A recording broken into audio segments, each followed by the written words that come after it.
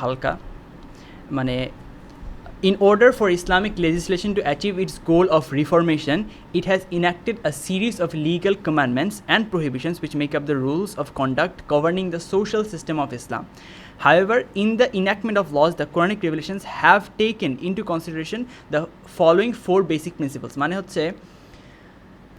মানে এই চারটা প্রিন্সিপাল আল্লাহ সুবহানাহু ওয়া তাআলা কোরআনে মাথায় রাখছে এই মানে আমাদের এই কী বলে এটাকে, এই হুকুম দেওয়ার সময় ওই চারটা প্রিন্সিপালের ফার্স্ট হচ্ছে রিমুভাল অফ ডিফিকাল্টি। মানে আমাদেরকে আল্লাহ সুবহানাহু ওয়া তাআলা এমন কোনো কিছু দেয় না যেটা আমাদের সাধ্যের বাইরে, আমাদের জন্য সব কিছু সহজ করছে। ইউরিদুল্লাহু বিকুমুল ইউসরা ওয়ালা ইউরিদু বিকুমুল, একটা কথা এই যে ইউরিদুল্লাহু বিকুমুল ইউসরা ওয়ালা ইউরিদু বিকুমুল উসরা, ঠিক আছে? এটা ছিল ফার্স্ট প্রিন্সিপাল, তো আমরা আবার রিপিট করতেছি না। সেকেন্ড হচ্ছে the reduction of religious obligations, আমাদেরকে আল্লাহ মানে ও এমন কোনো অধিক পরিমাণের অব্লিগেশন দিয়ে চাপাই দেয়নি, আমাদেরকে মানে অনেক কমাই দিচ্ছে। এটার এক্সাম্পল আর কি হইতে পারে? রাসূল সাল্লাল্লাহু আলাইহি ওয়াসাল্লামের কাছে ফার্স্টে 50 ওয়াক্ত সালাত দিছে, তারপরে এটাকে কমায় 5 ওয়াক্তে দিছে। সো আল্লাহ সুবহানাহু ওয়া তাআলা আমাদের মানে এই রিলিজিয়াস অব্লিগেশন রিডাকশন করছে, এটা সেকেন্ড পয়েন্ট।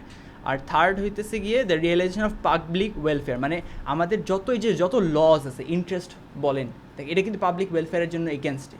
বড় লোকটা বড় হইতেছে, গরিবরা গরিব হয়ে যাচ্ছে, এরকম যতই আল্লাহ সুবহানাহু ওয়া তাআলা আমাদের যাই ল দিছে আলটিমেটলি আমাদের ওয়েলফেয়ারের জন্যই, ঠিক আছে? এটা হচ্ছে থার্ড পয়েন্ট ছিল। আর ফোর্থ পয়েন্ট যেখান থেকে আজকে আমরা শুরু করব সেইটা হচ্ছে the realization of universal justice. The realization of universal justice. Islamic legislation considers all humans the same with regards to their obligation to submit to the divine laws and in their responsibility for breaking them. The laws mentioned in the Quran are all general, making no distinction between one group or another. Inna Allah ya'muru bil adli wal ihsan. Allah has enjoined justice and righteousness. Inna Allah ya'murukum an tu'addu al-amanati ila ahliha wa idha hakamtum bayna an-nas an tahkumu bil adl. Allah commands you to return your trust to whom they are due, and when you judge between one man and another, that you judge justly. يا أيها الذين آمنوا كونوا قوامين لله شهداء بالقسط ولا يجرمنكم شنآن قوم على ألا تعدلوا اعدلوا هو أقرب للتقوى واتقوا الله إن الله خبير بما تعملون. O you who believe, stand out firmly for Allah as witnesses to fair dealing, and do not let the hatred of people cause you to be not to be just. Be just, for it is closer to piety, and fear Allah, for verily Allah is well aware of whatever you do. During the era of prophethood, a woman from the powerful tribe of Makhzum stole some jewelry and confessed to the crime. When the case was brought before the Prophet ﷺ, her tribesmen wanted to avoid the shame of having the Quranic punishment applied to her. So they asked Usama ibn Zayd, who was close to the Prophet, to intercede on her behalf. When Usama approached the Prophet ﷺ, he became very angry with him and said, "Do you dare to intercede in one of Allah's fixed punishment?" He then called the people together and delivered a sermon in which he said, "The people before you were destroyed because they let the nobles go when they stole. But Allah applied Allah's fixed punishment on the weak when they stole.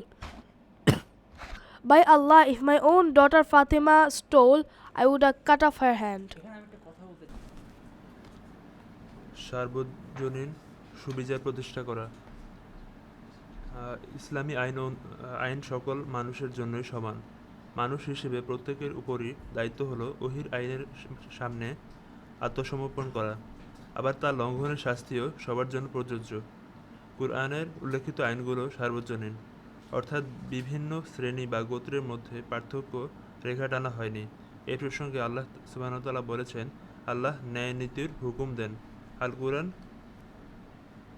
16:90। আল্লাহ তোমাদেরকে নির্দেশ দিচ্ছেন যাবতীয় আমানত যার প্রাপ্য তার কাছে পৌঁছে দেওয়ার, আর লোকদের মধ্যে ফয়সালা করার সময় আদল ও ন্যায়নীতি সহকারে ফয়সালা করো। তোমরা যারা বিশ্বাস করেছ, আল্লাহর জন্য সাক্ষী হিসেবে ন্যায়পরায়ণতার সাথে সত্যর পক্ষে দাঁড়িয়ে যাও। কোনো গোষ্ঠীর শত্রুতা তোমাদের যেন এমন উত্তেজিত না করে দেয় যার ফলে তোমরা ইনসাফ থেকে সরে যাবে। আমরা যখন মানে কারোকে হেট করি তখন মানে আমাদের কাছে অটোমেটিক্যালি মানে একটা জুলমের একটা টেন্ডেন্সি চলে হ্যাঁ, আসে। আমি বুঝি। যাদেরকে আমরা লাভ করি তাদেরকে মনে করেন আমরা ফেভার করার একটা টেন্ডেন্সি আছে। মানে এইটা যাতে কখনোই না হয়, মানে যাদেরকে আমরা ঘৃণা করি তাদের সাথে আমাদের ঘৃণা পার্সোনাল থাকতে পারে, কিন্তু তাদেরকে আমাদের ইনসাফ করতে হবে, জাস্টলি আমাদেরকে আদল করতে হবে। এটাই এখানে বলতেছে, বায়াসড হতে হবে না, আনবায়াসড হতে হবে। এটাই ইনসাফ ও ন্যায়নীতি প্রতিষ্ঠা করো, এটি আল্লাহ ভীতির অধিক নিকটবর্তী। আল্লাহকে ভয় করে কাজ করতে থাকো। তোমরা যা কিছু করো আল্লাহ সে সম্পর্কে পুরোপুরি অবগত আছেন। আরেকটা আয়াতে যেমন বলছে না যে stand out firmly in justice for the sake of Allah, even if you have to go against your parents, your close relatives, whoever is that is. মানে সত্যির পথে যেটা সত্যি সেটাই থাকতে হবে, ইনসাফ থাকতে হবে। ডিউরিং দ্য আচ্ছা বাংলা আল্লাহর রাসূলের আল্লাহর রাসূলের যুগে মাখজুম নামক প্রভাবশালী গোত্রের এক মহিলা কিছু অলংকার চুরি করেছিল। বিষয়টি নবী সাল্লাল্লাহু আলাইহি ওয়াসাল্লামের কাছে উপস্থাপন করা হলে মহিলাটি দোষ স্বীকার করে। তার গোত্রের লোকেরা চাচ্ছিল না যে কুরআনের শাস্তির লজ্জা তার ওপর পড়ুক। এজন্য তারা নবী সাল্লাল্লাহু আলাইহি ওয়াসাল্লামের ঘনিষ্ঠ সাহাবী উসামা ইবনু জাইদকে শাস্তি লঘু করার জন্য সুপারিশ করতে বলল। উসামা নবী সাল্লাল্লাহু আলাইহি ওয়াসাল্লামের কাছে এ সুপারিশ করলে তিনি অত্যন্ত রাগান্বিত হয়ে বলেন, তুমি কি আল্লাহর নির্ধারিত শাস্তির ব্যাপারে সুপারিশ করার দুঃসাহস দেখাচ্ছ? তারপর তিনি লোকদের একত্রিত করে একটি ভাষণ দেন। সে ভাষণে তিনি বলেন, তোমাদের পূর্ববর্তী জাতিগুলো ধ্বংস হয়ে গিয়েছে, কারণ ওদের অভিজাত ব্যক্তিবর্গ চুরি করলে তারা ছেড়ে দিত, আর দুর্বল লোকেরা চুরি করলে আল্লাহর নির্ধারিত শাস্তি প্রয়োগ করত। আল্লাহর শপথ, আমার নিজ কন্যা ফাতিমা যদি চুরি করত তাহলে আমি তার হাত কেটে দিতাম। Sources of Islamic law. Islamic law during the stage of foundation was derived from revelation, either in the form of the Quran or the Sunnah. The term Sunnah refers to the statements and actions of the Prophet Muhammad sallallahu alaihi wasallam, as well as the statements and actions of others done in his presence which did not meet his disapproval. The Sunnah is considered the second source of revelation based on Allah's statement in the Quran. وَمَا يَنطِقُ عَنِ الْهَوَىٰ إِنْ هُوَ إِلَّا وَحْيٌ يُوحَىٰ. He does not speak from his desires. Verily, it is inspiration which has been revealed. The Prophet ﷺ was given the job of conveying the final message of God to mankind. Ya ayyuhar rasulu balligh ma unzila ilayka min rabbik. O messenger, convey what has been revealed to you from your Lord. And he was also given the responsibility of clarifying for mankind God's intent in the message. وأنزلنا إليك الذكر لتبين للناس وما نزل إليهم ولعلهم يتفكرون. We have revealed the reminder to you in order that you explain to mankind what was revealed to them, that perhaps they may reflect.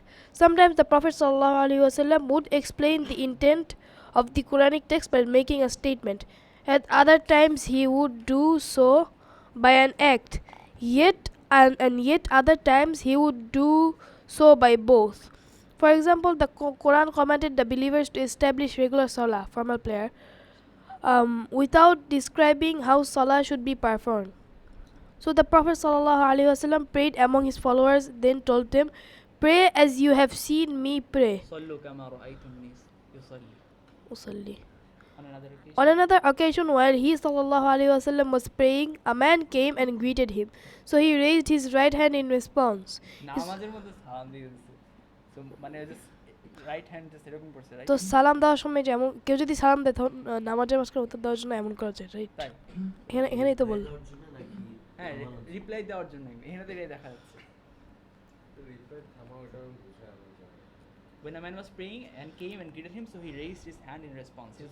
His wife Aisha radiallahu anha reported that when he made sujood prostration in salah, he would keep his heels together. So পায়ের দুই মিলাই রাখতেন।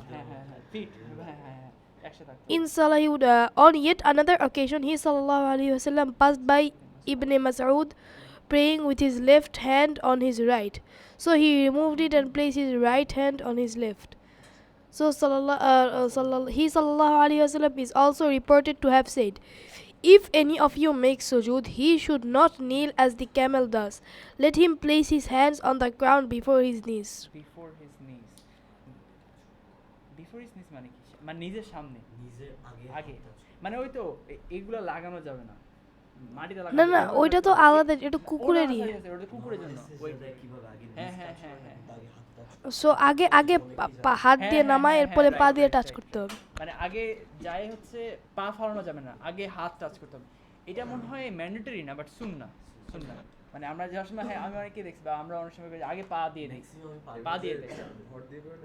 এটা কিন্তু একটা দেখেন, আমাদের আল্লাহ সুবহানাহু ওয়া তাআলা যাই আমাদের দিছে আমাদের কল্যাণের জন্য। এটা আমি বলতেছি না যে এটাই রিজন, এটা আমার পার্সপেক্টিভ, যে আমাদের হাঁটুতে ইনজুরি লাগবে যদি আমরা 5 টাইমস এটা করি, অনেকবার করি, সেটা আমরা সব প্রেশারটা হাত দিয়ে দিচ্ছি, ঠিক আছে?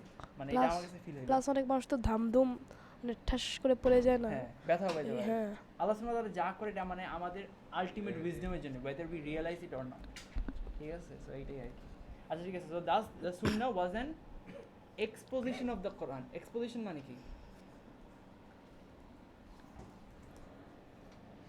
A comprehensive description and explanation of an idea or theme. মানে Quran is the instruction manual, আর রাসূল সাল্লাল্লাহু আলাইহি ওয়াসাল্লাম এসে আমাদের ইনস্ট্রাকশন ম্যানুয়ালটা ইমপ্লিমেন্ট করে প্র্যাকটিক্যালি দেখাই দিয়ে গেছে। টেক্সট বুক হচ্ছে কোরআন, আর টিচার হচ্ছে গিয়ে হচ্ছে টিচার কি করে, টেক্সট বুক এক্সপ্লেন করে স্টুডেন্টদেরকে বুঝায় দেয়, প্র্যাকটিস করে দিয়ে দেয়। রাসূল সাল্লাল্লাহু আলাইহি ওয়াসাল্লাম আমাদের এক্সাম নেওয়ার জন্য দুনিয়ার, ঠিক আছে? আর প্রত্যেক ইয়ার যেরকম কোয়েশ্চেন চেঞ্জ হয়, সার্কামস্ট্যান্স চেঞ্জ হয়।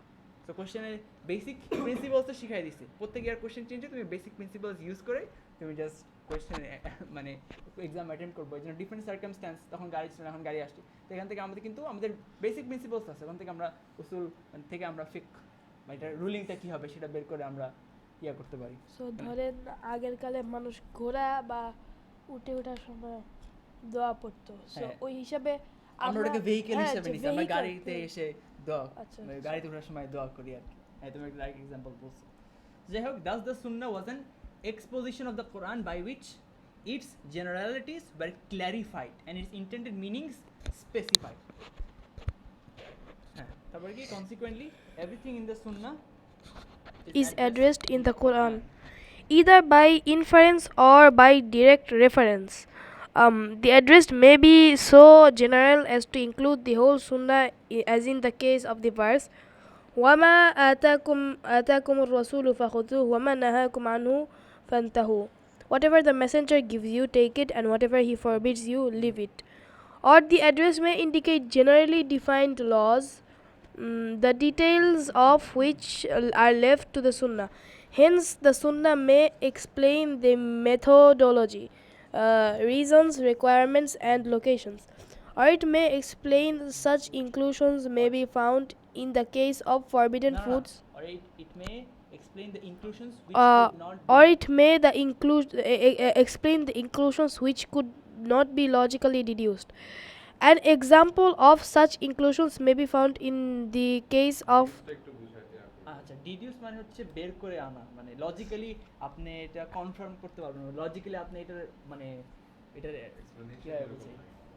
আচ্ছা, আপনারা না বুঝলে কিন্তু বললেন, মানে যদি কোনো ওয়ার্ড সমস্যা হয়, arrive at a fact or conclusion by reasoning, draw a logical conclusion, মানে কোনো একটা মানে ঠিক এভাবে আমাদেরকে আচ্ছা এই প্যারাগ্রাফে কি বলছে তাহলে আমার এটাই বলো তো, আমার এই প্যারাগ্রাফে কি বলছে? Or the address may indicate general, or they কি বলতেছে, আইদার এখানে বলতেছে যে the sunnah was an exposition of the Quran by which its generalities were clarified and its intended meaning specified. Consequently, everything in the sunnah is addressed in the Quran either by inference মানে হচ্ছে বুঝায় যায়, মানে যেটা indirectly বুঝা, অথবা directly বলে দিচ্ছে। the address generally হইতে পারে so as to include the whole sunnah, as in the case of the verse, এইটা যে এখানে এই ভার্সকে পুরাটাই সুন্নাহকে বলতেছে, whatever the messenger gives you and take it, and whatever he forbids you leave it.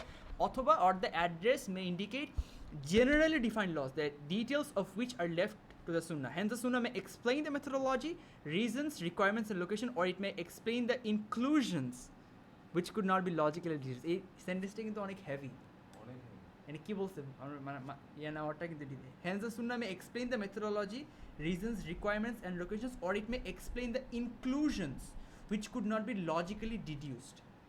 Inclusions as in ইনক্লুশনস মানে যেগুলো include করা হয়। না না as in মানে কি বলতে হ্যাঁ, এটা চাইছেন? এক্সাম্পল হিসাবে কি বলতেছে এটা মানে সামনে একটা এক্সাম্পল দিবে।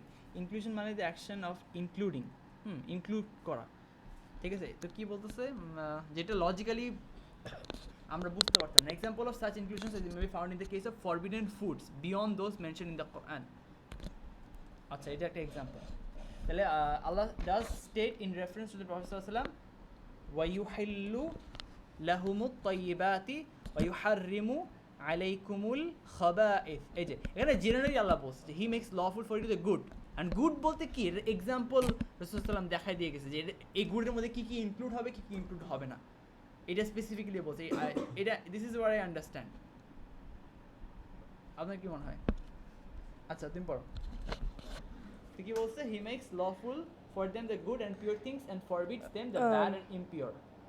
Anas ibn Malik radiallahu anhu said, on the day of the battle of Khaybar, a visitor came and said, "O Messenger of Allah, the donkeys have been eaten." Then another came and said, "O Messenger of Allah, the donkeys are being Donkeys মানে কি destroyed." জানি গাধা না? হ্যাঁ। বাঙালির কেউ visitor বলতেছে যে ডঙ্কিস গুলো খাওয়া হয়ে গেছে, donkeys have been eaten. Then another came and said, The donkeys are being destroyed. হ্যাঁ, Allah's messenger then sent Abu Talha to make an announcement. Allah and his messenger have prohibited you from eating the flesh of domesticated donkey, for it is bad and impure. আচ্ছা, or the address may এখানে বলতেছে এটা একটা example দিছে যে এক্সাম্পলটা কিসের, মানে ফরবিডেড foods আল্লাহ তো কোরআনে বলেছে সেটা কি কি ইনক্লুড হবে কি কি ইনক্লুড হবে না সেটা বোঝানোর জন্য, অথবা অ্যাড্রেস করার জন্য, or may address Or may address, or or the the- address may indicate. or the address may indicate general principles from which the Prophet sallallahu alaihi wasallam may deduce rulings. Such rulings may be confirmed by Allah if correct, or corrected by Allah if incorrect. Among what appears to be confirmed deduced rulings in this case of marriage Is the case of marriage. is the case of marriage to a woman and her maternal or paternal aunt. The Quran forbids marrying a woman and her daughter or the simultaneous marriage of two sisters. Then says, وَأُحِلَّ لَكُم مَّا وَرَاءَ ذَلِكُمْ. Except for these, all others are lawful. However, Abu Hurairah radiallahu anhu reported that Allah's Messenger sallallahu alaihi wasallam said, one should not combine a woman and her father's sister in marriage, or a woman and her mother's side. মানে এখানে খালার ফুপির কথা বলা হচ্ছে। Khalar Fupi. হ্যাঁ, This ruling may have been deduced because the reason মানে ধরেন আপনি কাউকে একটা মেয়েকে বিয়ে করছেন, অ্যাট দ্য সেম টাইম ওই মেয়ের বাবার বোনকেও আপনি বিয়ে করছেন একসাথে, এটা একসাথে কম্বাইন করা যাবে না, একজনের সাথে ডিভোর্স হইতে পারে। ধরেন মাসনা যদি কেউ বিয়ে করে দিলে ওর খালাকে বিয়ে করা যাবে না। হ্যাঁ, একজন কেউ একজন বিয়ে করছে ওর খালাকে বা ওর ফুপিকে করা যাবে না, একসাথে করা যাবে না। কিন্তু এছাড়া করা যাবে, বিকজ খালার ফুপিটা তো মানে হাজবেন্ডের জন্য মাহারাম না। মাহারাম হাজবেন্ডের জন্য জাস্ট মেয়ের মা, খালি শাশুড়ি মাহারাম, এবং খালা তো মাহরাম না, হাজবেন্ডের জন্য তো মাহারাম না। আমার খালা মামা তোমার খালার জন্য মানে, কিন্তু একজন মেয়ে তার জন্য তো আর মানে একজন হাজবেন্ড তার জন্য তো মেয়ের খালা আর ফুপু না মাহারাম না, তার জন্য শুধু শাশুড়ি মাহারাম। এটা আর আমি যেটা শুনছি যে এই শাশুড়ি সারা জীবন মাহারাম, তুমি বউকে ডিভোর্স দিয়ে দিলেও তারপরও মাহারাম থাকবে। You can never marry them and you can interact with them as you interact with your sisters or your mothers and খালাস। Khawla Arabic word. তো এখানে রাসূলুল্লাহ বলছে যে এটা কম্বাইন করা যাবে না, ঠিক আছে? আচ্ছা, তারপরে কি বলছে? This ruling may have been deduced because the reason for prohibiting the combination of a woman and her daughter or two sisters is present in the combinations of a woman and her aunt. For among the narrations of the statement of the Prophet sallallahu alaihi wasallam is the explanatory addition, if you do that you will break family ties. That is in the same way the sanctity মানে কি? মানে pureness or পিওরনেস, something, no? Sanctity মানে holiness or something. Sanctity সেটা হ্যাঁ, Of the relation, sanctity of the relation between sisters or a mother and her daughter, or could be destroyed by the spirit of rivalry found between co-wives. মানে হচ্ছে দ্বন্দ্ব, মানে একে অপরের ওই যে রাইভালরি, মানে দ্বিতীয় বউ। কম্পিটিশন, হিংসা, কম্পিটিশন। যেটা আমরা আল্লাহ রাসূলের বিবিদেরকে দেখছি, মানে টু দ্য পয়েন্ট যে আয়েশা রাদিয়াল্লাহু আনহার বাসায় একজনকে খাবার পাঠাইছে, প্লেট ছুঁতে মানে ভেঙে ফেলছে, তখন রাসূলুল্লাহ জাস্টিফাই করছে যে ইয়োর মাদার, মানে আমাদের যেহেতু সব রাসূলুল্লাহ সব স্ত্রী হচ্ছে উম্মাহাতুল মুমিনিন, বলতে your mother goat jealous.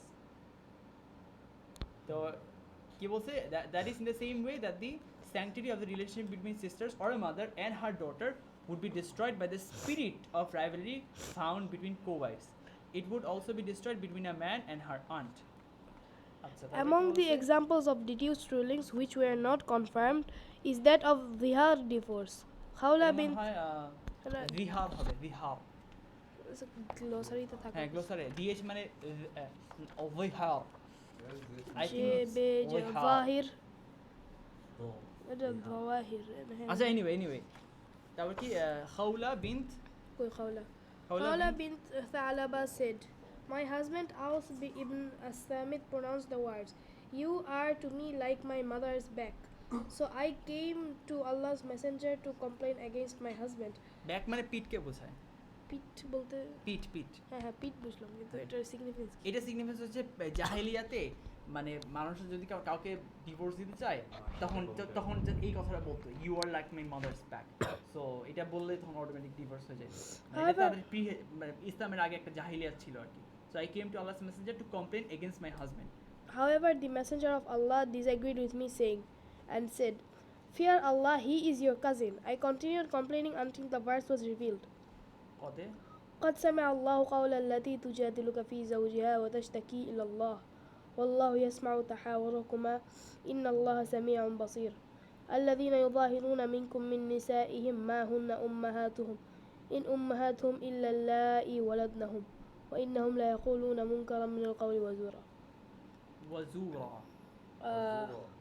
Allah has indeed heard the statement of the woman who disputed with you concerning her husband and carried her complaint to Allah. Allah hears your discussion. Surely Allah hears and sees all things. If any men among you declare their wives like their mothers, they cannot be their mothers. None can be their mothers except those who gave birth to them. They use bad words and falsehood. The Prophet ﷺ accepted zihar as being a valid form of divorce and had told Khawla to accept it. However, Allah declared it invalid. So, only accept করছেন আগে। না, কারণ যেহেতু এটা pre Islamic একটা culture already ছিল এখানে, যে এরকম হলে আরবরা তো বাই ডিফল্ট রাসূলুল্লাহকে যখন এটা বলছে তখন রাসূলুল্লাহ মানে বলছে হ্যাঁ তুমি এটা বললে তো ডিভোর্স হয়ে যাচ্ছে, তোমার ওয়াইফ ডিভোর্স হয়ে গেছে। আল্লাহ তখন রিভিল করে জানিয়ে দিচ্ছে যে না, এটা এই ফর্ম, এটা বললে হবে না, এটা বলছে অ্যাকসেপ্টেড অ্যাজ বিং ভ্যালিড। কিন্তু যখন খালা যখন বলছে, কিন্তু আল্লাহ তখন ওহী নাজিল করে জানাই দিল যে এটা ইনভ্যালিড। ঠিক আছে, এটা কবে পড়তে হবে? ও নো, আচ্ছা সমস্যা নেই। দুই পেজ কোথায় জানি আমরা ছিলাম? উপর Allah declared it invalid. There also exists another category of unconfirmed deduced rulings which demonstrate that the Sunnah is limited to confirmed religious rulings and exclude personal habits and customs of the Prophet ﷺ, which he did not instruct his followers to follow. Rafi ibn There also exists another category of unconfirmed deduced rulings which demonstrate that the Sunnah is limited to the confirmed religious rulings and exclude personal habits and customs of the Prophet ﷺ, which he did not instruct his followers to follow. Rafi ibn Khadij, Rafi ibn Khadij reported that Allah's Messenger ﷺ came to Medina and found the people grafting their dead palm trees. Grafting মানে কি?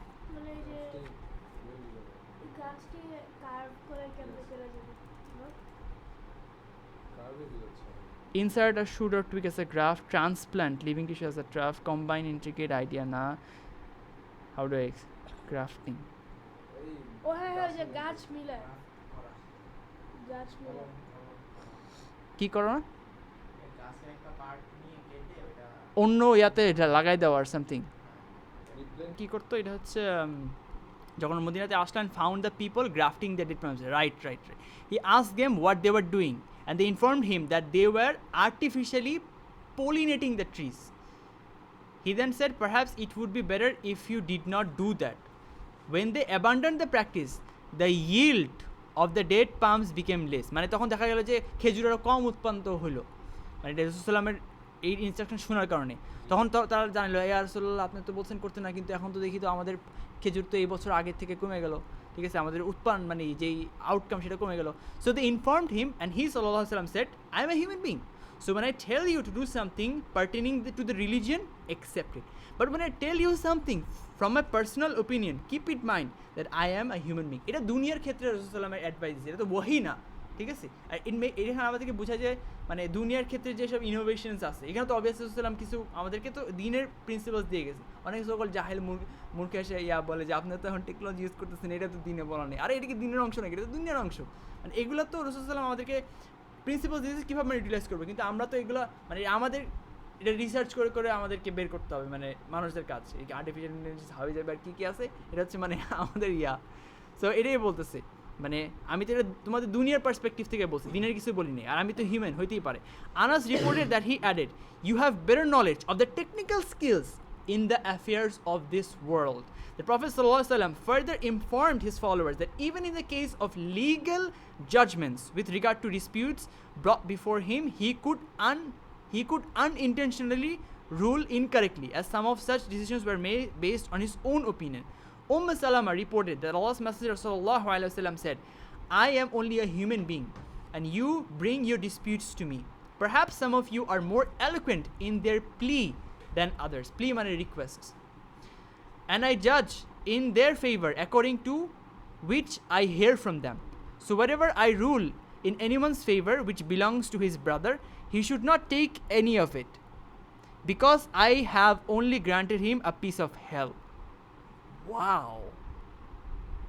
এটা তো আমি এখনো শুনি নাই। হ্যাঁ বাংলা পড়তে হবে, রাইট। আচ্ছা, such decisions based on personal reasoning represented training for such decision based on personal reasoning represented training for the companions of the Prophet in the methodology of the application of the Sharia. It taught them that a judge is not held responsible if he makes a mistake in the judgment due to factors beyond his control. And in order to further emphasize this important point, the Prophet ﷺ also said, whoever makes a reasoned decision, ijtihad, and is correct will receive 2 rewards, while he who does so and is incorrect will receive 1 reward. কেন? কারণ সে চেষ্টা করছে, এটা তো তার হাতে না, কিন্তু অবভিয়াসলি তার সেই রকম নলেজেবল থাকতে হবে। হ্যাঁ, আমি যদি ইস্তাদ করতে বসি তাহলে তো আমি সবাই ধ্বংস করে দেবো, আমার তো সেই ব্যাকগ্রাউন্ডই নাই। You have to know the rules and উসুল অ্যান্ড অল দ্য স্টাফ। তারপরে সে যদি তার বেস্ট ট্রাই করতে হবে, যে আমি আমার বেস্ট ট্রাই করছি, মানে স্কলার্সদের ক্ষেত্রে যে এটা কারেক্ট হওয়ার জন্য, তারপরে যদি ভুল হয় he will receive 1 reward, correct হলো 2 reward, মানে 2 rewards. However, such decisions have to be based on knowledge, for the Messenger of Allah also said, there are 3 types of judge. 1 will go to paradise and 2 will go to hell. ঠিক আছে? The one in paradise is the man who knows the truth and just according to it. The man who knows the truth and is unjust in his judgment will be in hell, and the man without knowledge who makes judgment for the people will go to hell. ঠিক আছে? The Prophet ﷺ also encouraged his companions to make legal rulings in order to prepare them to carry on the application of the Sharia after he left them. Ali ibn Abi Talib said, Allah sent me to Yemen as a judge. So I asked, O Messenger of Allah, you are sending me and I am young and I have no knowledge of the giving judgment. He replied, Allah will guide your heart. Keep your tongue firmly attached to the truth. When to litigants, a person involved in a lawsuit, মামলাকারী, না কি বলছে? when two litigants sit before you, do not decide until, মানে দুজন অভিযোগ নিয়ে আসছে যে কোনো একটা ফয়সালা করে দেন, এটা কি যে বিচার হবে, do not decide until you have heard what the others has to say the way you heard the first. Obviously আপনার একজন অভিযোগ করে আসছে ও আমার এটা করছে, আপনি আগে ওটা শুনবেন, ওর পার্সপেক্টিভ কি, ওগুলো না ও তো আমার আগে এটা করছে, মানে এখন ওর কথা না শুনে যদি আপনি করে দেন তাহলে তো হবে না, মানে দুই পক্ষ আপনার শুনতে হবে, মতামত দিতে হবে। You heard the first, for it's more suitable for the correct judgement to become clear to you.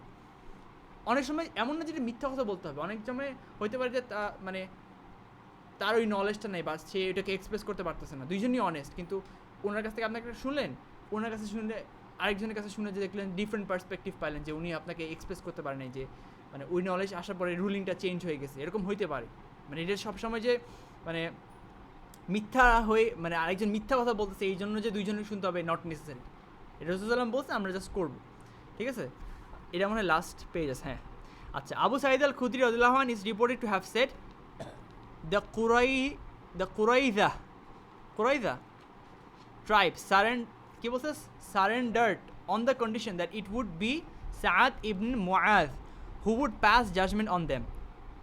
So the messenger of Allah was sent for them. When Sa'ad approached the masjid riding on a donkey, Allah's messenger said to the Ansar many Muslims of the Medina, stand up to receive your chief. And he said to Sa'ad, these people have surrendered accepting your decision. Sa'ad said, execute their warriors and take their women and children as prisoners. On hearing that, the Prophet said, you have judged according to Allah's judgment. The process of arriving at reasoned decision to suit new circumstances and the decisions themselves are referred to as ijtihad. এই যে আমরা execute করতে পারবো কিনা, বা কোনো একটা দুনিয়ার কিছু নতুন আসছে, এটা কি আমরা করতে পারবো কিনা, এইটা মানে এই আমাদের এই সার্কামস্ট্যান্সকে জাজ মানে সব প্রেক্ষাপটকে বুঝে কোরআন সুন্নাহ থেকে মানে হুকুম বের করে আনাকে ইজতিহাদ বলে, ঠিক আছে। The process of arriving at reason decisions to suit new circumstances, যেটা আগে কোনো আসেনি, and the decision themselves are referred to has ইজতিহাদ। As has been seen, both the Prophet ﷺ and his companions practiced ijtihad during this stage in the development of Islamic law. However, it should be noted that the ijtihads of the Prophet ﷺ, which occurred during this period, was not considered an independent source of law because their validity depended on divine revelation for confirmation. Thus, the ijtihad of the Prophet ﷺ were essentially a means of giving the companions lessons in the methods of ijtihad, and the ijtihad of the Sahaba at this early stage were basically for practice. ইসলামী আইনের উৎস। আল্লাহর রাসূলের সময় ইসলামী আইনের উৎস ছিল ওহী, অর্থাৎ কুরআন ও সুন্নাহ। সুন্নাহ হলো নবী সাল্লাল্লাহু আলাইহি ওয়াসাল্লামের কথা, কাজ ও মৌন সম্মতি, অর্থাৎ তার উপস্থিতিতে সংগঠিত যেসব বিষয়কে তিনি নিষেধ করেননি। সুন্নাহ হলো ওহীর দ্বিতীয় ধরন। কুরআনের নিম্নোক্ত আয়াতটি থেকেও এই বিষয়টি প্রতিপন্ন হয়। তিনি নিজের খেয়াল খুশি মতো কোনো কথা বলেন না, যা তার কাছে অবতীর্ণ হয় তা ওহী ছাড়া আর কিছুই নয়। নবী সাল্লাল্লাহু আলাইহি ওয়াসাল্লামকে মানব জাতির নিকট আল্লাহ সুবহানাহু ওয়া তাআলা এর চূড়ান্ত বার্তা পৌঁছে দেওয়ার দায়িত্ব দেওয়া হয়েছে। হে রাসূল, তোমার প্রভুর পক্ষ থেকে তোমার কাছে যা কিছু নাজিল করা হয়েছে তা মানুষের কাছে পৌঁছে দাও। একই সাথে মানুষের সামনে আল্লাহর চূড়ান্ত বার্তাকে ব্যাখ্যা করে পরিষ্কারভাবে বুঝিয়ে দেওয়ার দায়িত্ব তার উপর অর্পণ করা হয়েছিল। এ বাণী তোমার প্রতি অবতীর্ণ করেছি যেন তুমি লোকদের কাছে তা ব্যাখ্যা বিশ্লেষণ করে বুঝিয়ে দিতে পারো, যা তাদের জন্য অবতীর্ণ করা হয়েছে, এবং লোকেরা যেন চিন্তা ভাবনা করে। এখান থেকে একটা মানে ইয়ার কথা, ফিক বা রুলিংয়ের কথা মনে আসলো, যে আমাদেরকে একটা যে কোনো একটা পার্টিকুলার সার্কামস্ট্যান্সে আমরা কী করতে হবে, রাসূল সাল্লাল্লাহু আলাইহি ওয়াসাল্লাম আমাদেরকে মানে সব ব্যাখ্যা করে গেছে, আমাদের কাছ থেকে কোনো রুলিং লুকায় নাই। কিছু কিছু ক্ষেত্রে মানে এই ইয়াটা দরকার আছে যে ও অল্টারনেটিভ সলিউশন তো হইতে পারবে না রাসূল সাল্লাল্লাহু আলাইহি ওয়াসাল্লামের, কারণ আল্লাহ তাকে বলছে তোমার ডিউটি তুমি পরিষ্কার করে বলে দাও। আর কোনো একটা পার্টিকুলার ইস্যুতে যদি অন্য কোনো সলিউশন থাকতো অল্টারনেটিভ, তাহলে রাসূল সাল্লাল্লাহু আলাইহি ওয়াসাল্লাম আমাদের বলে দিত, আমাদের যখন একটা সলিউশন বলে দিছে এইটাই করতে হবে। মানে এখানে একটা লেসন আছে, বিভিন্ন মাসালায় যখন আমরা মানে খুঁজতে যাই হারাম তখন এটা কাজে লাগে, ঠিক আছে। কারণ রাসূল সাল্লাল্লাহু আলাইহি ওয়াসাল্লামের দায়িত্ব এটা। এখন অনেকে বলে যে মানে রাসূল সাল্লাল্লাহু আলাইহি ওয়াসাল্লাম কিন্তু কোনো কিছু হাইড করতে পারবে না বা কোনো কিছু রাখতে পারবে না, যেটা মানে আই হোপ ইউ আন্ডারস্ট্যান্ড, মানে এটা তার দায়িত্ব সব কিছু এক্সপ্লেন করে দেওয়া। কোথায় জানাছিলাম, নবী সাল্লাল্লাহু আলাইহি ওয়াসাল্লাম কখনো বক্তব্যের মাধ্যমে কুরআনের আয়াতের ব্যাখ্যা প্রদান করেছেন, আবার কখনো ব্যাখ্যা করেছেন তার কাজের মাধ্যমে, কখনো কথা ও কাজ উভয়ের মাধ্যমেও। যেমন কুরআন মুসলিমদের সালাত কায়েম করার নির্দেশ প্রদান করা হয়েছে, অথচ তা কীভাবে আদায় করতে হবে তা কুরআন তা বিস্তারিত বর্ণনা করেনি। অতঃপর নবী সাল্লাল্লাহু আলাইহি ওয়াসাল্লাম তার অনুসারীদের সামনে সালাত আদায় করে বলেন, আমাকে যেভাবে সালাত আদায় করতে দেখেছো তোমরা সেভাবে সালাত আদায় করো। অন্য একটি ঘটনা এসেছে, নবী সাল্লাল্লাহু আলাইহি ওয়াসাল্লাম সালাত আদায়কালে এক ব্যক্তি এসে তাকে সালাম দিলেন, জবাবে তিনি ডান হাত তুলে সাড়া দিলেন। তার স্ত্রী আয়েশা রাদিয়াল্লাহু তাআলা আনহু বর্ণনা করেন, সিজদা করার সময় নবী সাল্লাল্লাহু আলাইহি ওয়াসাল্লাম তার পায়ের গোড়ালিগুলোকে মিলিয়ে রাখতেন। অন্য আরেকটি ঘটনায় নবী সাল্লাল্লাহু আলাইহি ওয়াসাল্লাম আব্দুল্লাহ ইবনু মাসউদের পাশ দিয়ে যাচ্ছিলেন। ইবনু মাসউদ তখন সালাতে ডান হাতের ওপর বাম হাত রেখেছিলেন। তা দেখে নবী সাল্লাল্লাহু আলাইহি ওয়াসাল্লাম ইবনু মাসউদের ডান হাতটিকে উঠিয়ে বাম হাতের ওপর রেখে দিলেন। তিনি আরও বলেছেন, সিজদা করার সময় তোমাদের উটের ন্যায় বসা উচিত নয়, বরং হাঁটু রাখার আগে হাত রাখা উচিত। সুতরাং সুন্নাহ হলো কুরআনের ব্যাখ্যা। কুরআনের সাধারণ নির্দেশনাবলীর ব্যাখ্যা এবং আয়াতের সুনির্দিষ্ট অর্থকে সুন্নাতে পরিষ্কারভাবে তুলে ধরা হয়েছে। ফলে দেখা যাবে যে সুন্নার সব কিছুকেই কুরআনের নির্দেশ করা হয়েছে, কখনো সরাসরি, আবার কোথাও আকার ইঙ্গিতে। কুরআনের কোনো আয়াতে এত ব্যাপক অর্থে এই নির্দেশ এসেছে যে গোটা সুন্নাহই তার অন্তর্ভুক্ত হয়ে যায়। যেমন কুরআনে বলা হয়েছে, রাসূল তোমাদের যা দেন তা গ্রহণ করো, আর যা থেকে তোমাদের নিষেধ করেন তা থেকে বিরত থাকো।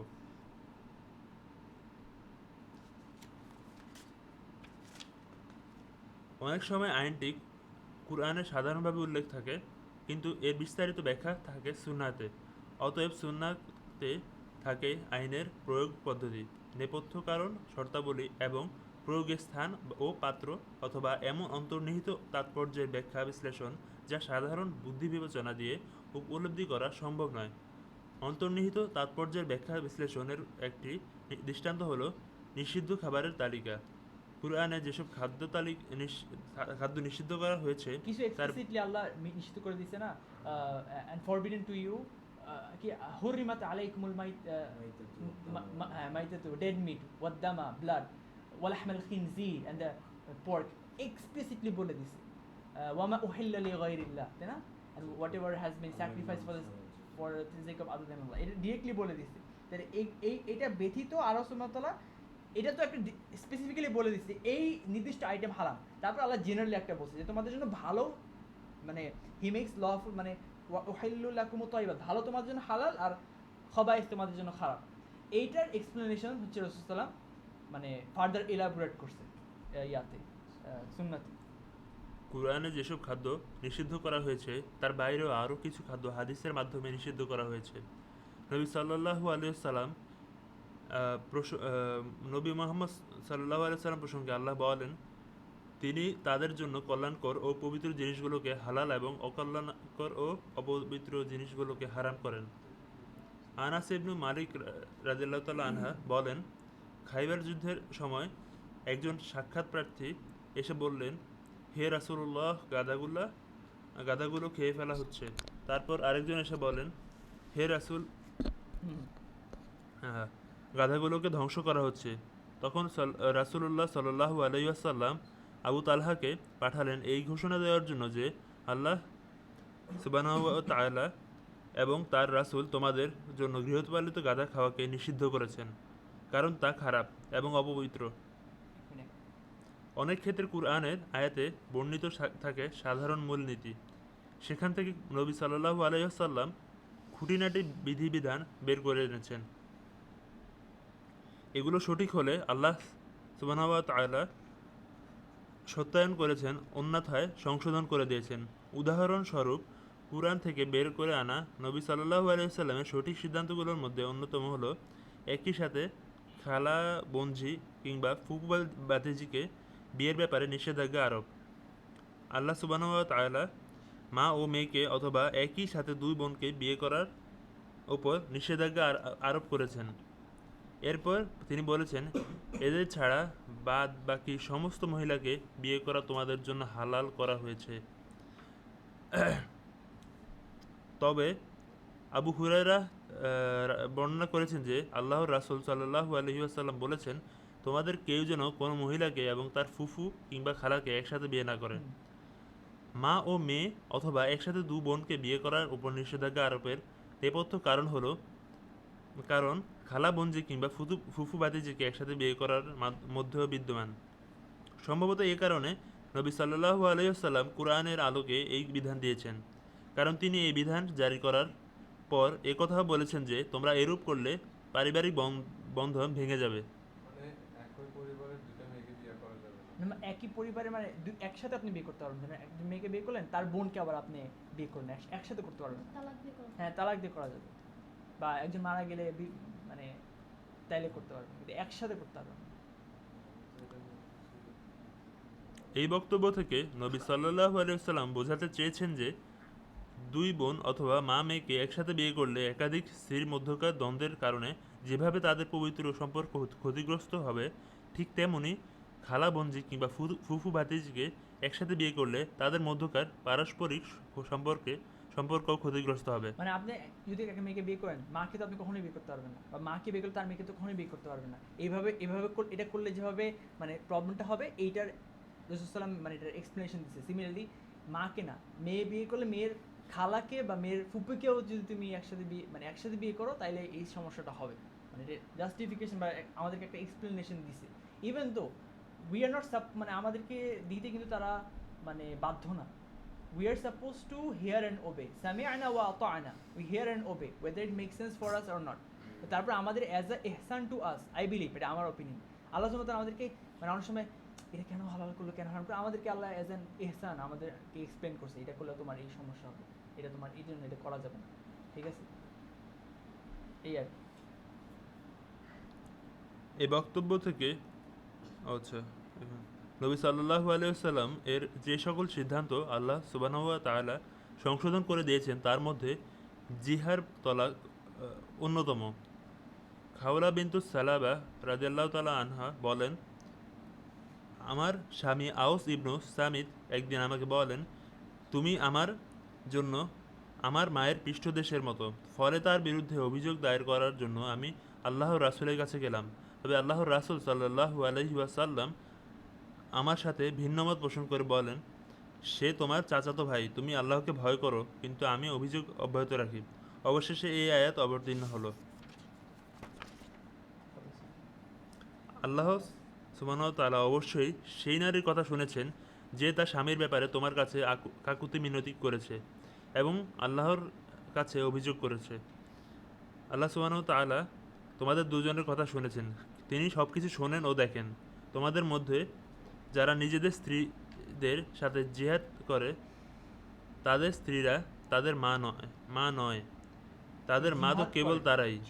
জিহার জিহার। হ্যাঁ, হ্যাঁ। মানে জিহার মানে হচ্ছে the action of comparing your wife to the back of your mother, এই প্রসেসটাকে বলা হয়েছে জিহার। তাদের স্ত্রীরা তাদের মা নয়, তাদের মা তো কেবল তারাই যারা তাদের প্রসব করেছে। এসব লোক অতি অপছন্দনীয় ও মিথ্যা কথাই বলে থাকে। নবী সাল্লাল্লাহু আলাইহি ওয়াসাল্লাম মনে করেছিলেন তালাকের একটি বৈধ পদ্ধতি জিহার। তিনি খাওলাকেও তা মেনে নিতে বলেছিলেন, কিন্তু আল্লাহ সুবহানাহু ওয়া তাআলা তা অবৈধ ঘোষণা করেন। এখানে কিন্তু একটা কথা আছে, মানে এটা কেন রাসূল সাল্লাম বিশ্বাস করছে বা মেনে নিয়েছে, কারণ অলরেডি প্রি ইসলামিক প্র্যাকটিস ছিল। এরকম অনেক রুলিং আছে যেটা প্রি ইসলামিক প্র্যাকটিস যেটা ছিল, রাসূল সাল্লাম মানে আল্লাহ সুবহানাহু ওয়া তাআলা চেঞ্জ করে নাই, ওইটাই এখন আমাদের রুলিং আছে। এরকম অনেক রুলিং আছে। একটা এক্সাম্পল কে বলতে পারবে যে প্রি ইসলামিক প্র্যাকটিস ছিল, আল্লাহ সুবহানাহু ওয়া তাআলা অ্যাকসেপ্ট করছে, ওইটাই বাই ডিফল্ট ওইটাই ছিল, ওইটাই ছিল খাতনা। আব্রাহামিক ট্রেডিশন না, মক্কার যে জাহেলিয়াত যে এরা ওরা কিন্তু তাওয়াফ করতো, হজ করতো, তাওয়াফ তো একই নিয়ম। এটা আমি কোথায় জানি পড়ছিলাম। এনিওয়ে, সো কি বলতেছে যে এখানে আল্লাহ অ্যাকসেপ্ট করে নাই, হাউএভার আল্লাহ ডিক্লেয়ার্ড ইট ইনভ্যালিড। দেয়ার আর আমি সরি আল্লাহ অবৈধ ঘোষণা করেন। হ্যাঁ, নবী সাল্লাল্লাহু আলাইহি ওয়াসাল্লামের নিজের পক্ষ থেকে দেওয়া এমন কিছু মতামত রয়েছে যেগুলো আল্লাহ সুবহানাহু ওয়া তাআলা শরঈ বিধান হিসেবে অনুমোদন দেননি।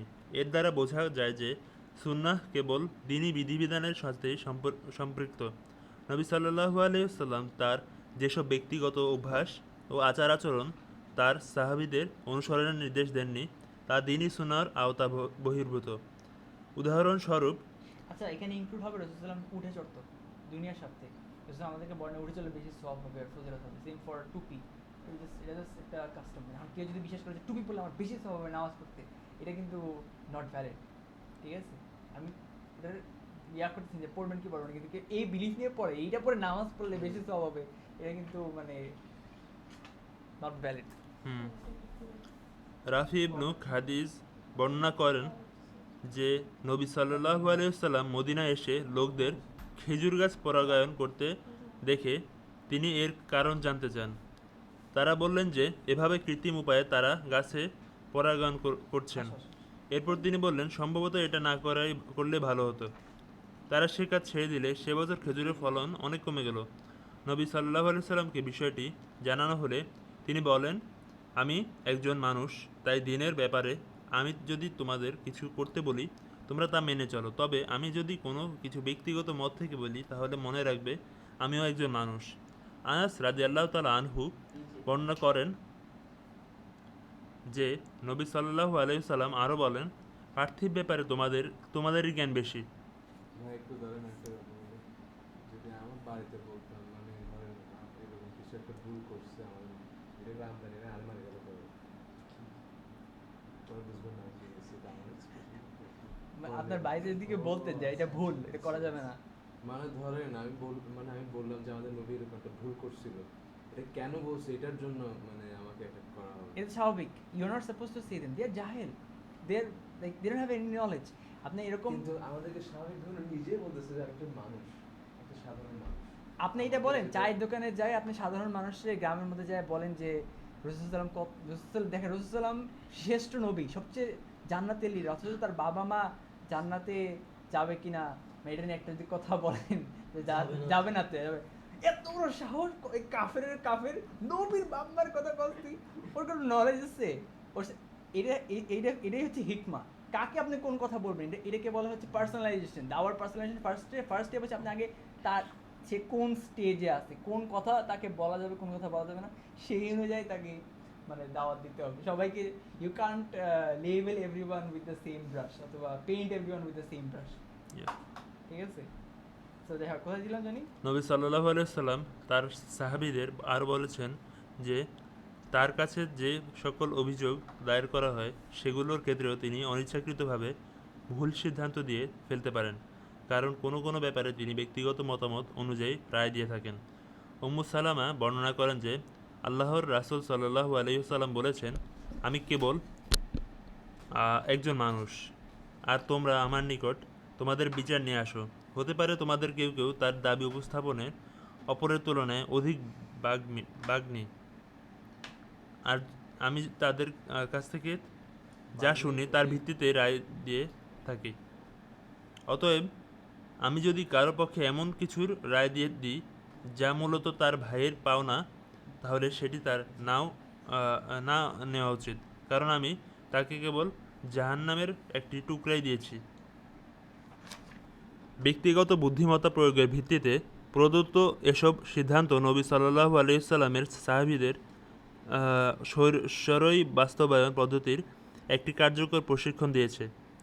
এর মাধ্যমে তারা এটাও শিখেছেন যে মানবীয় সাধ্যর অতীত কোনো কারণে অনিচ্ছাকৃত ভুল রায়ের জন্য কোনো বিচারককে দায়ী করা যায় না। এ বিষয়টির ওপর বাড়তি গুরুত্ব আরোপ করে নবী সাল্লাল্লাহু আলাইহি ওয়াসাল্লাম বলেছেন, কোনো ব্যক্তি ইজতিহাদের মাধ্যমে সঠিক সিদ্ধান্তে পৌঁছতে সক্ষম হলে তার জন্য রয়েছে 2টি পুরস্কার, আর ভুল সিদ্ধান্তে উপনীত হলে 1টি পুরস্কার।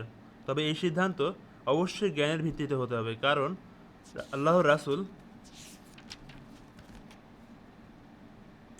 সাল্লাল্লাহু আলাইহি ওয়াসাল্লাম বলেছেন, বিচারক 3 শ্রেণীর, এর মধ্যে 1 শ্রেণী জান্নাতে আর 2 শ্রেণী জাহান্নামে যাবে। জান্নাতবাসী শ্রেণীর বৈশিষ্ট্য হলো সত্যকে জেনে সে অনুযায়ী ফয়সালা করে। এরা সত্যকে জেনে সে অনুযায়ী ফয়সালা করে। আর যে ব্যক্তি সত্যকে জেনে অন্যায় রায় দেবে সে হবে জাহান্নামী। অনুরূপভাবে যে ব্যক্তি জ্ঞান ছাড়াই মানুষের জন্য ফয়সালা করে দেবে সেও জাহান্নামী। আইনগত সিদ্ধান্ত প্রদানে দক্ষতা অর্জনের জন্য নবী সাল্লাল্লাহু আলাইহি সাল্লাম তার সাহাবীদের সিদ্ধান্ত প্রদানে উৎসাহিত করেছেন। এর উদ্দেশ্য ছিল তাদেরকে এমনভাবে প্রস্তুত করা যেন তার ইন্তেকালের পর তারা সরই যথাযথ বাস্তবায়নের ধারাকে অব্যাহত রাখতে পারেন। আলী ইবনু আবি তালিব রাদিয়াল্লাহু তাআলা আনহু বলেছেন, আল্লাহ রাসূল সাল্লাল্লাহু আলাইহি ওয়াসাল্লাম আমাকে ইয়েমেনের বিচারক হিসেবে পাঠিয়েছিলেন। আমি বললাম, হে আল্লাহর রাসূল, আপনি আমাকে পাঠাচ্ছেন অথচ আমার বয়স কম, তাছাড়া বিচার ফয়সালা করার অভিজ্ঞতাও আমার নেই। তিনি উত্তর দিলেন, আল্লাহ সুবহানাহু ওয়া তাআলা। এর আগে এটা যেটা বললো মানে তিন ধরনের বললো না, দুইজন জাহান্নামে যাবে, একটা জান্নাতে যাবে। তার মানে হচ্ছে ফার্স্টটা হচ্ছে যে সঠিক জানে, আল্লাহর দিন জানে এবং ওই অনুযায়ী সঠিক তার যেই নলেজ ওইটা অনুযায়ী করে। সেকেন্ড হচ্ছে সে সঠিক জানার পরেও ভুল ইচ্ছা করে আনজাস্টলি করে। থার্ড হচ্ছে কিন্তু ভুলে যদি করে ভুল তাইলে না না সে যদি না, ওইটা অন্য জিনিস। ওইটা হচ্ছে সে সঠিক আল্লাহর হুকুম জানে এবং তার বেস্ট ট্রাই করে সঠিকটা দেওয়ার জন্য, তারপরে তার হুকুম যদি ভুলে যায় এটা তখন আল্লাহ মাফ করবে। আর থার্ড ক্যাটাগরি দেখেন, যার কোনো এলম নাই সে যদি জাজমেন্ট করে, জাস্ট জাজমেন্ট করলেই সে জাহান্নামে যায়, ইভেন ইফ ইটস কারেক্ট। ধরেন আমি কারেক্ট বললাম কিন্তু আমার correctness is not based on my knowledge. আমি জাস্ট র্যান্ডমলি গেস করে দিলাম, এটা হয়ে গেল, তারপর আমার শাস্তি হবে, because you not suppose to make knowledge judgement, you don't have knowledge. তাহলে আমাদের এলম থাকলে আমাদের কোনো জাজমেন্টই বলা উচিত না, ইভেন ইফ আওয়ার জাজমেন্ট যদি কারেক্ট হয়ে যায়। এখান থেকে মানে আমাদের এটা লেসন নেওয়া উচিত, যে আমার মাথায় আসলো আর কি। বলছে যে যার এলম নাই সে জাস্ট জাজমেন্ট করলে সে জাহান্নামে যাবে। তুমি জাজমেন্ট করছো কেন? আল্লাহ সুবহানাহু ওয়া তাআলা বলেন, তোমার অন্তরকে দিক নির্দেশনা দেবেন এবং তোমার জিহ্বাকে সত্যের উপর সুপ্রতিষ্ঠিত রাখবেন। যখন বাদী বিবাদী দুজন তোমার সামনে বসবে তখন তুমি উভয় পক্ষের বক্তব্য ভালো মতো না শুনে কোনো সিদ্ধান্ত দেবে না, কারণ বিষয়টি পরিষ্কারভাবে বুঝে নেওয়া সঠিক রায় প্রদানের জন্য অধিক সহায়ক। আবু সাঈদ খুদরি বর্ণনা করেছেন, খুরাইজা গোত্র এ শর্তে আত্মসমর্পণ করেছিল যে সাদ ইবনে মুয়াজ তাদের ব্যাপারে ফয়সালা দেবেন। তারপর আল্লাহর রাসূল সাল্লাল্লাহু আলাইহি সাল্লাম তাকে ডেকে পাঠালেন। গাধার পিঠে চড়ে সাদ মসজিদে নববীর কাছে এলে আল্লাহর রাসূল সাল্লাল্লাহু আলাইহি সাল্লাম মদিনার মুসলিম আনসারদের বললেন, তোমাদের নেতাকে অভ্যর্থনা জানাতে দাঁড়াও। তারপর তিনি সাদকে বলেন, তোমার সিদ্ধান্ত মেনে নেবে এই শর্তে লোকগুলো আত্মসমর্পণ করেছে। সাদ বললেন, তাদের যুদ্ধক্ষম সকল পুরুষকে হত্যা করা হোক আর তাদের নারী ও শিশুদের যুদ্ধবন্দী হিসেবে গ্রহণ করা হোক। একথা শুনে নবী সাল্লাল্লাহু আলাইহি ওয়াসাল্লাম বলেছেন, তুমি আল্লাহর ফয়সালা অনুযায়ী বিচার করেছো। এইটা মানে কোন ওমর রাদিয়াল্লাহু তাআলা আনহুর এরকম একটা ছিল। হ্যাঁ এরকম একটা ছিল, মানে একটা যুদ্ধে মানে ওরা হচ্ছে ওদেরকে মুসলিমরা মানে তাদেরকে ডিফিট করে দিছে। এখন এইসব যারা হচ্ছে সারেন্ডার করছে, যাদের সাথে যুদ্ধ করে হারিয়ে গেছে, এদের এইসব মানুষদেরকে কি করবো আমরা? এটা হচ্ছে রাসূল সাল্লাল্লাহু আলাইহি ওয়াসাল্লাম তখন ওহী নাযিল হয় নাই। রাসূল সাল্লাল্লাহু আলাইহি ওয়াসাল্লাম সাজেশন হিসেবে উসমান রাদিয়াল্লাহু আনহুকে উসমান ছিল। আবু বকর ছিল, মেবি আবু বকর, রাইট আবু বকর আর উমরকে জিজ্ঞেস করছে। আবু বকর বলছে এদেরকে ছেড়ে দেন, রহম করে দেন। আর উমর বলছেন না, এদের ছাড়বেন না, সবগুলো মেরে ফেলতে, কারণ এদের ছাড়েন পরে আইসা আবার এটা ঝামেলা করবে। তখন ওহী নাযিল হয় না। রাসূল সাল্লাল্লাহু আলাইহি ওয়াসাল্লাম আবু বকর রাদিয়াল্লাহু আনহু অ্যাকসেপ্ট করছে যে ঠিক আছে এদের ছেড়ে দিলাম। তারপর আল্লাহ ওহী নাযিল করে দেখছে যে ওমর ইউ আর রাইট। তখন রাসূল সাল্লাল্লাহু আলাইহি ওয়াসাল্লাম কান্না করে চোখ পানি পড়তে দিচ্ছে, ওমর ইউ আর রাইট। পরে তাই হয়েছে, ওদেরকে মাফ করছে। পরে আবার তারা হচ্ছে মানে আবার অ্যাটাক করা শুরু করছে, মানে আবার অ্যাটাক করছে। তো এখানে যেটা হয়েছে মানে একটা কারো একটা ট্রাইবের এগেইনস্টে যুদ্ধ হইতেছিল, আমি যেটা অ্যাজিউম করতেছি। তো ওইখানে তারা পরাজিত হয়েছে। এখন এদেরকে কি করব? ট্রাইব বলছে ঠিক আছে অমুক একজন ব্যক্তিকে সাহায্যের কথা বলছে, তারা যেটা বলবো আমরা মেনে নিব। তো মানে দেখেন এখানে কিন্তু আলটিমেট অথরিটি দেয় নাই। তারপরে কিন্তু বলছে হ্যাঁ তোমার জাজমেন্টটা অ্যাকর্ডিং টু আল্লাহ ইয়া হয়েছে। তারপরে রাসূল সাল্লাল্লাহু আলাইহি ওয়াসাল্লাম এটাকে অ্যালাউ করছে। কি করছে যে মানে সৈনিকদেরকে মেরে ফেলতে হবে আর নারী আর শিশুদেরকে হচ্ছে মানে দাস আর দাসী হিসেবে গ্রহণ করতে হবে, ঠিক আছে? শিশুদের দাস। এটাই তো বললো, অ্যান্ড চিলড্রেন অ্যাজ প্রিজনার্স। হ্যাঁ, সরল মূলনীতির আলোকে সমকালীন নানা সমস্যার সমাধানে বুদ্ধিভিত্তিক সিদ্ধান্ত ও তাতে উপনীত হওয়ার প্রক্রিয়ার নাম ইজতিহাদ। উপরোক্ত আলোচনা থেকে প্রতীয়মান হয় যে ইসলামী আইনের ক্রমবিকাশের এ পর্যায়ে নবী সাল্লাল্লাহু আলাইহি ওয়াসাল্লাম নিজে ও তার সাহাবীগণও ইজতিহাদ চর্চা করেছেন। তবে খেয়াল রাখতে হবে যে নবী সাল্লাল্লাহু আলাইহি ওয়াসাল্লামের ইজতিহাদগুলো আইনের কোনো স্বতন্ত্র উৎস নয়, কারণ এগুলোর বৈধতা নির্ভর করত অনুমোদনসূচক ঐশী দেশের ওপর। অতএব নবী সাল্লাল্লাহু আলাইহি ওয়াসাল্লামের ইজতিহাদগুলো ছিল মূলত সাহাবীদেরকে ইজতিহাদের সঠিক পদ্ধতি শেখানোর মাধ্যম। আর এ পর্যায়ে সাহাবীদের ইজতিহাদগুলো ছিল মূলত এক ধরনের অনুশীলন। আচ্ছা আমরা শেষ করব আমাদের, আর কি, হ্যাঁ শেষ করে দেবো আর নাই, আর জাস্ট একটা সেকশন বাকি আছে, এটা হচ্ছে section summary, just one page and then we are done with this chapter. তো এটা আমরা আপনাদেরকে পড়তে বলবো and followed by Bangla, we will have finished within hopefully. Access করা কিন্তু অনেক কাজ করে বহুত চিন্তা করতে এই যে আমাদের এডিটর, কিছু হ্যাঁ সেকশন সামারি কি বলতেছে, মানে এই পুরোটা আমরা কি বুঝলাম? Islamic law in this early period consisted of the laws of Sharia, which were revealed and recorded in the Quran and the Sunnah. They relate mainly to the ideological foundation of Islam, Iman, the socio-economic laws necessary for the organization of the fledgling Muslim state. ফ্লেজিং মানে হচ্ছে যেটা বাচ্চা পাখি।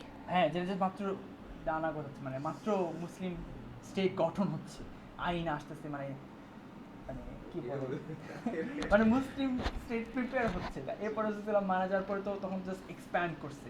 ওমর রাদিয়াল্লাহু আনহার মানে ওমর রাদিয়াল্লাহু আন ও ওনার ইয়াতে মানে ক্যালিফেটে রোম সাম্রাজ্য, পারস্য সাম্রাজ্য সব ইয়া হয়ে গেছে, অনেক দূর ইসলাম ছড়াই গেছে, ঠিক আছে? Number 2. The basis of legislation in the Quran was that of human reformation. As such, beneficial human customs and practices were recognized and incorporated into the body of divine legislation. In order to achieve the goal of reformation, the Quranic legislation মানে হচ্ছে এই যে the process of making laws, মানে divine legislation মানে আল্লাহর শরিয়ত আইনে এটাকে ইয়া করা, ইনক্লুড করা। Number 3. In order to achieve the goal of reformation, Quranic legislation incorporated the principles of A. Removal of difficulty, B. Reduction of religious obligations, C. Realization of public welfare, D. Realization of universal justice. Number 4. The period marked. Huh? This period This period marked the beginning of the evolution of fiqh, and it was during this period that the foundations for the science of deducing laws from the Quran and Sunnah were laid by the Prophet sallallahu alaihi wasallam. Number 5, it might be said that in this period the first madhab, school of legal thought, took shape as the Prophet guided and trained the Sahaba in ijtihad. হ্যাঁ আমি একটা question করতে চাই সবাইকে, আমি ফার্স্টে এটা আমি সবাইকে মানে এটা ইয়া করবো, মানে কিউটা সবাইকে দেবো। ফার্স্ট হচ্ছে আব্দুল্লাহ, এখানে স্কুল মানে কি বলো? একটা গ্রুপ টাইপ, তোমার কি মনে হয় স্কুল, এখানে স্কুল মানে কি? স্কুল মানে হচ্ছে এই যে বলছে মাযহাবের ট্রান্সলেশন কি দিচ্ছে, মাযহাব is school of legal thought, এটা এখানে স্কুল মানে কি? স্কুল মানে একটা compilation, every aspect of religion, ইসলামের যে ব্রাঞ্চগুলো আছে ওগুলো সব জায়গা থেকে একটা ওরা হুকুম এক একটার জন্য ডিফাইন একটা হুকুম নিয়েছে, নিয়ে একটা কম্পাইলেশন বানাইছে যেটা মানুষ সহজে ফলো করতে পারে। এখানে অনেকে স্কুল মানে মনে করে হচ্ছে মাযহাবটাই তো মাদ্রাসা অর সামথিং, অর মানে ওই স্কুল না, না ওইটা একটা ওয়ার্ডে অনেক মিনিং আছে। এখানে স্কুল মানে হচ্ছে, স্কুল মানে কত কিছু হইতে পারে। এখানে মাদ্রাসা- এখানে লিটারালি স্কুল মানে হচ্ছে কত কিছু আছে, এই যে a group of people, particular writers, artists, philosopher sharing similar ideas or methodology. Hanafi school মানে a way of thinking, a group of people যারা সিমিলারলি চিন্তা করে, সিমিলার আইডিয়াস আছে, ঠিক আছে, কোরআন আর সুন্নাহকে একভাবে ইন্টারপ্রেট করে। অন্য স্কুল, অন্য মাযহাব, অন্য ওয়ে অফ থিঙ্কিং, অন্য স্কুল অফ লিগ্যাল থট, মানে তারা এই যে হুকুম আহকামের যেই চিন্তার পদ্ধতি, তারা কেউ এই এভিডেন্স দিয়ে এই দিকে গেছে, কেউ এই এভিডেন্স এই গেছে, এই যে স্কুল মানে গ্রুপ অফ পিপল যাদের সিমিলার আইডিয়াস আছে, এটা বোঝানো হয়েছে, ঠিক আছে। আলহামদুলিল্লাহ। যাই হোক, এটা একটু ক্ল্যারিফাই করলাম। আচ্ছা, এখানে সমস্যা হয়েছে কি 60 পেজটা আসে না ফর সাম রিজন, এটা যে করছে তার উপরে। আচ্ছা, সমস্যা নেই, একটু আসছে, বাকিটা হচ্ছে আপনি জাস্ট শুনবেন, পড়বেন। এটা কোথায় জানি সেকশন সামারি, মানে অধ্যায় সারাংশ। অধ্যায়ের সারাংশ। প্রাথমিক যুগের ইসলামী আইন ছিল মূলত শরিয়া আইনের সমষ্টি।